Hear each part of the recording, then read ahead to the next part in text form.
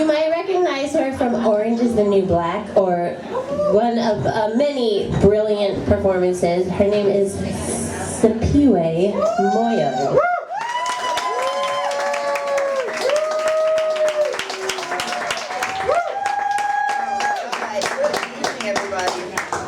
Kind of spooky. So yes, I will just go ahead and address the unborn elephant in the room. I'm actually about more like 10 months pregnant.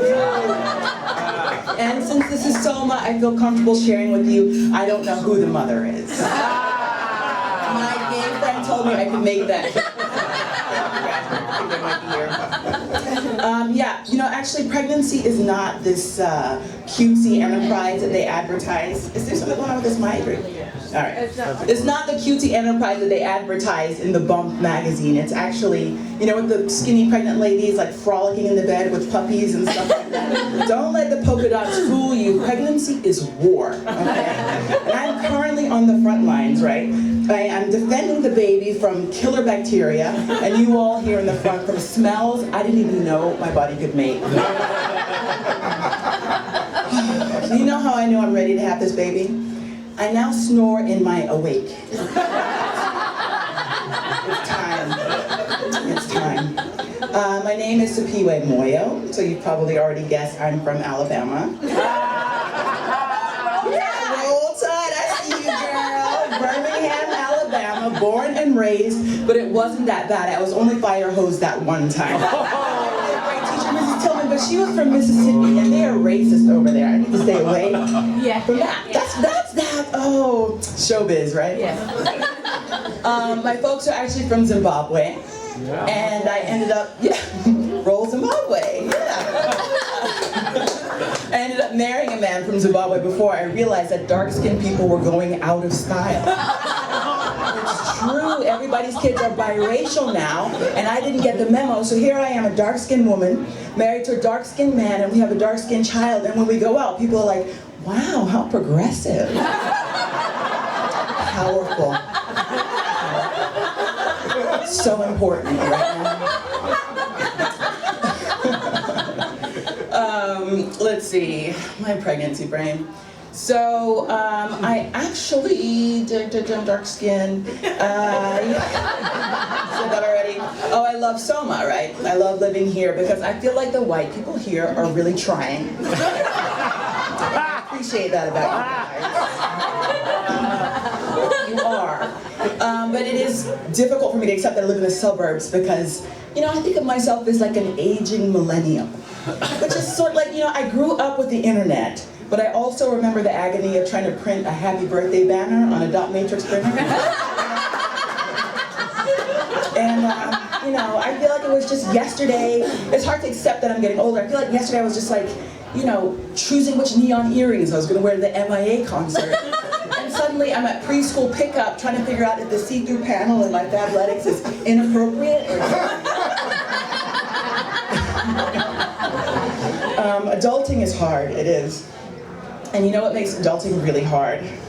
Racism.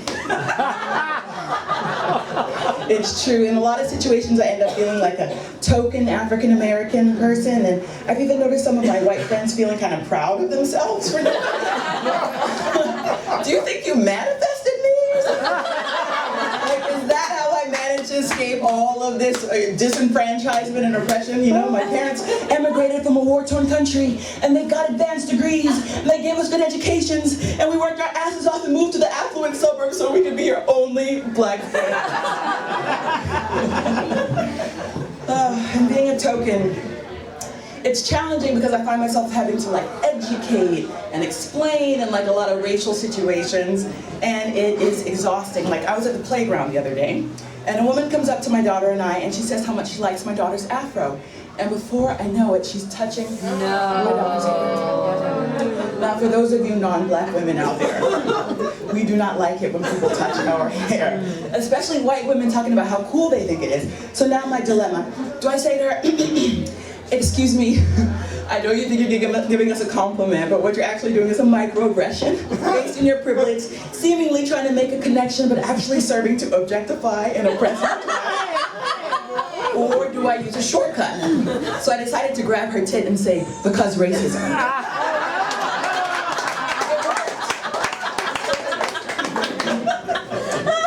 Listen, I do not want to be thinking about racism all the time. I don't. I was celebrating No Racism Day, actually, with a latte, as is the custom.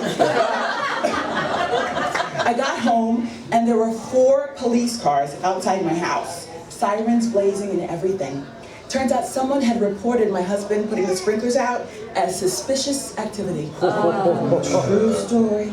Fucked up. I think they should start profiling the people who make those calls. Okay, sir, just a question for you. Are you a white male over the age of... Okay, there's a suspicious black man in the bushes. Okay, let me just... how many American flags do you have up? 7 or 8? 7 or 8. Any MAGA hats?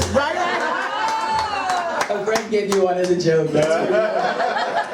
One last question. Do you have a daughter in her late 30s who wears wraparound sunglasses? Okay, so no, that's just an African American homeowner, sir. It's safe. It's completely safe.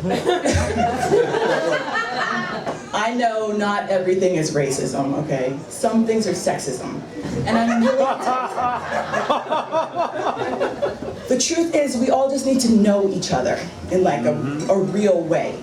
Like my daughter, she's got the right idea. She goes to a Jewish preschool, and she talk about cultural appreciation.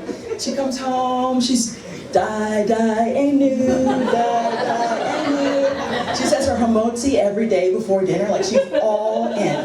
That's what we need to do. I'm a mom, obviously. And I'm actually a stay-at-home mom, which is just a nice way of saying, right, it's nice. Just a nice way of saying the nanny that I can't afford. But to be honest, being a stay-at-home mom was a promotion from my former position as a stay-at-home actor. Pays about the same. I am an actor. I was on the show Orange is the New Black.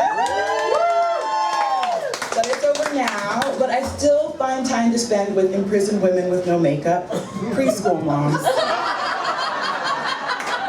I see you.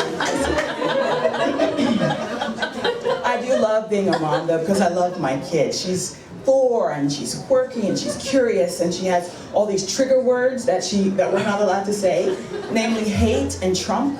And if you say these words, she shows up out of nowhere, like one of the monsters from A Quiet Place. Like, don't say hate, don't say Trump. You know, it's actually very startling because she's got very good hearing. So it's true, she does. I was putting her to bed one night, and she looks at me and she goes, "How are we gonna get rid of Trump?" She talks like a middle-aged woman. How are we gonna get rid of Trump? And I said, we're just gonna have to vote for somebody else. And then I saw the most burdened look come over her face. She said, "Is it me?" I don't know, baby, maybe. I saw her accept the nomination. And she said, "I vote for her. I'm gonna need a suit and a crown."